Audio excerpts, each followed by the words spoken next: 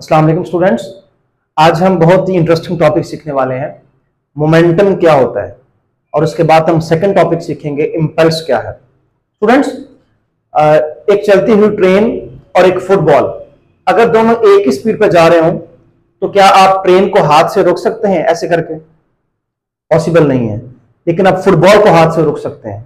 तो वजह क्या है? दोनों की स्पीड तो सेम है, फर्क है उनके मैस का, कि जब किसी बॉडी का मैस और उसकी जो स्पीड या वेलोसिटी आपस में मल्टीप्लाई हो जाए तो एक बड़ा आंसर आता है। उस आंसर को हम मोमेंटम बोलते हैं। तो जिस बॉडी का मोमेंटम ज्यादा होगा उसको रोकना मुश्किल होगा और जिसका मोमेंटम कम होगा उसको रोकना आसान होता है। स्टूडेंट्स, हम एक और एग्जांपल लेते हैं। क्या आप बुलेट जो गोली होती है उसको रोक सकते हैं? आप कहेंगे सर कैसा क्वेश्चन पूछ रहे हैं। हम यहां ये बात करेंगे, गोली का मैस कम होता है लेकिन उसकी जो वेलोसिटी है वो बहुत ज्यादा होती है, तो मल्टीप्लाई होने के बाद आंसर काफी बड़ा आता है। यही वजह है कि वो किसी भी चीज के आर पार हो सकती है। तो मतलब क्या हुआ, या मैस ज्यादा हो या वेलोसिटी ज्यादा हो, तो मल्टीप्लाई करने के बाद आंसर बड़ा आएगा, उस चीज को रोकना मुश्किल होगा। स्टूडेंट्स, हम एक और एग्जांपल लेते हैं। एक रिक्शा और एक ट्रक दोनों अपोजिट आ रहे हैं, दोनों की स्पीड सेम है, तो अगर एक्सीडेंट हो जाए तो किसका नुकसान ज्यादा होगा? डेफिनेटली रिक्शे का। क्यों? रिक्शे का मैस कम है और उसकी स्पीड तो सेम थी। मल्टीप्लाई होने के बाद जो आंसर आया है मैस मल्टीप्लाई वेलोसिटी वो बहुत कम आया है, और जो ट्रक है उसका मैस काफी ज्यादा है, उसकी वेलोसिटी सेम थी, मल्टीप्लाई होने के बाद उसका आंसर बहुत बड़ा आया। तो क्या कहेंगे? ट्रक का मोमेंटम ज्यादा था और रिक्शे का मोमेंटम कम था। यही वजह है कि ट्रक चलता रहेगा, उस पर फर्क कम पड़ेगा और जो रिक्शा है वो बिल्कुल कुचला जाएगा। स्टूडेंट्स, अब हम टॉपिक पे आते हैं, मोमेंटम की डेफिनेशन को डिस्कस करते हैं, फार्मूला है, यूनिट क्या है।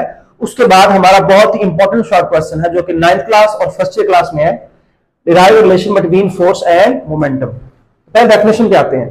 The product of mass and velocity of a body is called momentum. कोई भी बॉडी है उसमें कितना मैस है और उसकी कितनी वेलोसिटी है, जब दोनों को मल्टीप्लाई करेंगे, प्रोडक्ट लेंगे, तो एक नया आंसर आएगा, नई क्वांटिटी आएगी, जिसको आप क्या बोलेंगे? मोमेंटम। तो ये बताता क्या है? क्वांटिटी ऑफ मोशन कितनी है, मोशन की मिकदार कितनी है। ये आप सेकंड इंपॉर्टेंट पॉइंट कह सकते हैं।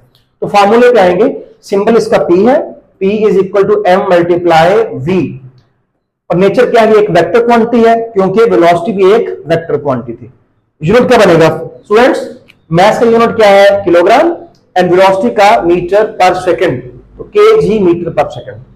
अब हमारे पास क्वेश्चन क्या अक्सर आता है, derive relation between force and momentum. कि जो फोर्स है, सेकंड लॉ ऑफ मोशन हम डिस्कस कर चुके हैं, F is equal to ma, उसका और मोमेंटम क्या क्या रिलेशन है। तो आज स्टूडेंट्स सीखते हैं। स्टूडेंट्स, एक बॉडी है, वो किसी वेलोसिटी पे जा रहा है, उसका मैस भी कुछ ना कुछ है और उसकी इनिशियल वेलोसिटी vi है, और आपने फिर फोर्स लगाई और उसकी वेलोसिटी चेंज हो गई, वो बन गई final velocity vf।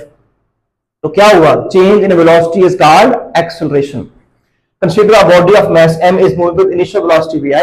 After applying some force, velocity becomes vf and there will be change in velocity, that is called acceleration. So according to second law of motion हम discuss करेंगे। second law of motion क्या है? F is equal to ma। अभी हमने discuss किया कि velocity में change आया है, so acceleration is equal to time rate of change of velocity। हम इसको पुट करेंगे m as it is, acceleration की वैल्यू, फिर मल्टीप्लाई करेंगे mvf minus mvi over t। अभी हम पढ़ चुके हैं m मल्टीप्लाई v किसका आंसर है?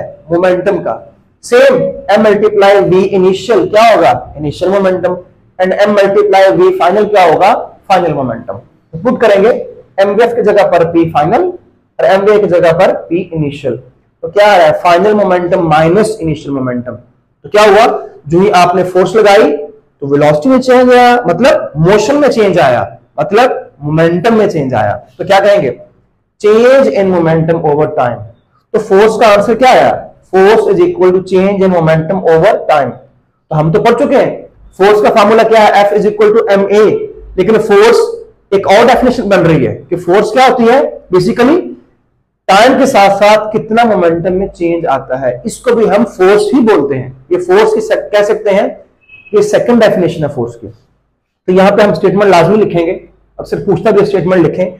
यहीं से आप लिखेंगे the time rate of change of momentum is equal to applied force, या force is equal to time rate of change of momentum. तो स्टूडेंट्स ये क्वेश्चन बहुत इंपॉर्टेंट है, अगर आपको समझ आया है तो जरूर नीचे कमेंट सेक्शन में मुझे आप बताइएगा। स्टूडेंट्स आपके लिए एंड पे क्वेश्चन है, अगर कोई बॉडी रेस्ट पे है तो उसका मोमेंटम कितना होगा, अगर नहीं होगा तो क्यों नहीं होगा, जरूर कमेंट सेक्शन में डिस्कस कीजिएगा।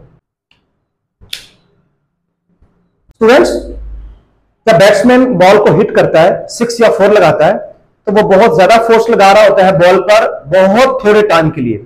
अगर मैं आपसे पूछूं कि वो फोर्स कितने सेकंड में लगा रहा है, आप कहेंगे सर बहुत कम टाइम में 0.01 सेकंड। तो क्या बात करेंगे फिर, जब जब बहुत ज्यादा फोर्स लगती है बहुत थोड़े टाइम के लिए, तो मोमेंटम में चेंज तो आ रहा है, जैसे हम पढ़ चुके हैं बॉल का मैच तो वही रहेगा। तो बैट्समैन सिर्फ वेलोसिटी चेंज करेगा बहुत ज्यादा फोर्स लगाकर और बहुत थोड़े टाइम में। दोबारा सुनिएगा, बहुत ज्यादा फोर्स बहुत थोड़े टाइम के लिए और मोमेंटम में चेंज आ रहा है, मतलब वेलोसिटी में चेंज आ रहा है, इसको आप बोलते हैं इंपल्स। जब किसी बॉडी पर बहुत ज्यादा फोर्स लगे और बहुत थोड़े टाइम के लिए, तब फोर्स और टाइम के प्रोडक्ट को इंपल्स कहते हैं। स्टूडेंट्स आम अल्फाज में जब भी फोर्स लगती है झटके के साथ, बहुत थोड़ा टाइम और बहुत ज्यादा फोर्स, उसको आप इंपल्स बोलते हैं। तो जब जब बैट्समैन 6 लगाता है, 4 लगाता है, वो एक झटके में ही 0.01 सेकंड में बहुत ज्यादा फोर्स लगाकर बॉल को दूर फेंक रहा होता है। तो हम क्या बात करेंगे फिर, मोमेंटम में चेंज आ रहा है लेकिन बहुत थोड़े टाइम के लिए, इसको आप इंपल्स बोलते हैं।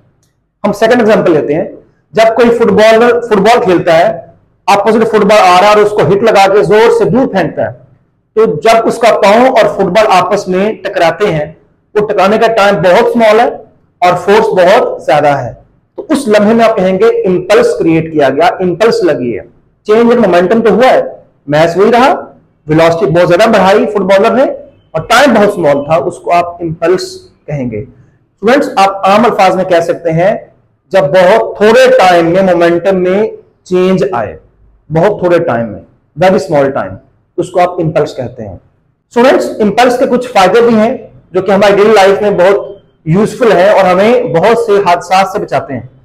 जब आप हेलमेट पहन के जा रहे होते हैं और अल्लाह न करे आप एक्सीडेंट हो जाए, अगर आपने हेलमेट पहना हो तो आपका जो हेड है वो इंजरी से बच सकता है। क्यों?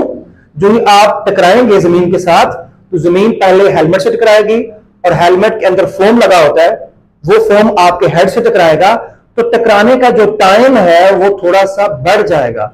अगर पहले 0.001 सेकंड था, अब क्या अपना 0.1 सेकंड हो जाए। जो ही टाइम ज्यादा हो गया तो फोर्स आपको कम लगेगी, सर पर चोट कम फील होगी, तो इंपल्स वही रहेगा। इसका फार्मूला क्या है हम पढ़ेंगे, फोर्स मल्टीप्लाई टाइम। इसका फायदा क्या होगा कि हमें कोई भी चोट जो है वो उस तरह से महसूस नहीं होगी। स्टूडेंट्स अगर आप नंगे पांव हैं और आपका जो पांव है वह जोर से पत्थर के साथ लग जाता है, किसी भी दीवार के साथ, तो आपको चोट लग सकती है। और वही आपने जॉगर शूज पहने हो और उसी शिद्दत से टकराएगा पांव तो आपको चोट कम महसूस होगी। वजह क्या है, शूज ने टाइम ऑफ कोलिजन बढ़ा दिया है, टाइम टकराने का बढ़ गया और आप फोर्स को कम महसूस करेंगे। इंपल्स तो हुआ है क्रिएट, लेकिन टाइम ज्यादा हो गया और फोर्स कम महसूस हुई। तो और कीजिएगा, जब जब आप ज्यादा फोर्स लगाते हैं कम टाइम में, तो जो नया आंसर आता है उसको आप इंपल्स बोलते हैं। लेकिन जो ही आप टकराने वाले टाइम को इंक्रीज करेंगे तो डेफिनेटली फोर्स जो है वो कम हो जाएगी और आपको चोट कम महसूस होगी। अगर आप टाइम शॉर्ट रखेंगे तो फोर्स ज्यादा लगेगी और इंपल्स का आंसर सेम रहेगा। स्टूडेंट्स आइए आप टॉपिक सीखते हैं। तो डेफिनेशन चाहते हैं, when a very large force acts on a body for a very short interval of time, then product of force and time is called impulse। तो फार्मूला क्या होगा, impulse is equal to force multiply time, या इसको हम कहेंगे equal to change in momentum. ये हम यहां पे सीखेंगे। ओके, अब अगेन क्वेश्चन आता है फर्स्ट ईयर में और 9th में, what is impulse, how it is related to momentum, कि मोमेंटम का और इंपल्स का क्या रिलेशन है। स्टूडेंट्स एक बॉडी है जो कि मूव कर रहा है, उसका मास m है और उसकी इनिशियल वेलोसिटी कोई भी vi है। सपोज क्रिकेट बॉल आ रही है और बॉलर ने बॉल फेंकी, उसकी वेलोसिटी है सपोज 140 किलोमीटर पर आवर और बैट्समैन ने जोर से आगे से हिट लगाया है, मैच तो वही रहेगा, वेलोसिटी सपोज हो गई 200, 250। तो क्या बात करें, consider a body of mass m is moving with initial velocity vi, after applying some force its velocity becomes vf and there will be change in velocity। जो ही उसने velocity में change लेके आया तो क्या पैदा हुआ, acceleration। then according to second law of motion, second law of motion क्या है, f is equal to ma, और acceleration की वैल्यू क्या है, फार्मूला क्या है, change in velocity with respect to time।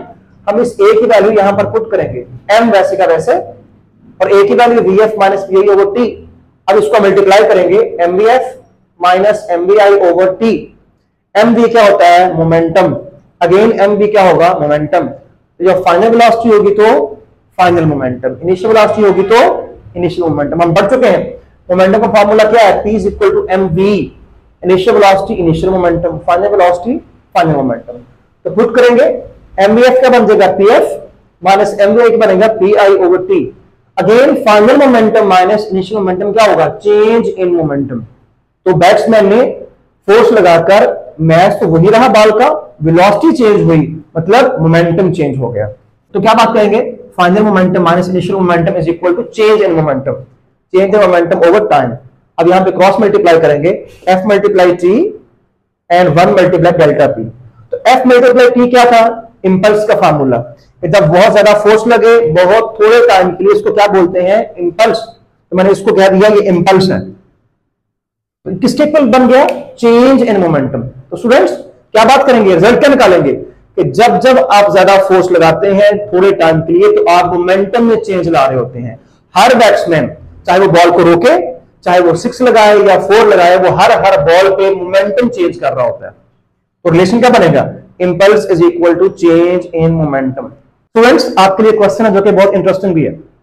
अगर 2 फील्डर हैं और बॉल काफी ऊपर गया है, उन्होंने बारी बारी कैच करना है, और एक फील्डर के काफी घने बाल हैं, ज्यादा बाल हैं, और जो ही वो बॉल पकड़ने लगा है उसको समझ नहीं आई और बॉल उसकी हार्ड बॉल बिल्कुल सर के ऊपर लगा है। और सेकंड केस, एक फील्डर है बिल्कुल गंजा है, उसके सर पे बाल नहीं है, और सेम हाइट से बॉल आया है, उसको भी समझ नहीं आई और बॉल सीधा हार्ड बॉल आकर उसके सर पे लगा है। तो बताएं दोनों में से किस फील्डर के सर पर चोट ज्यादा लगेगी, इसका आंसर जरूर बताइएगा। थैंक यू, जज़ाकल्लाह।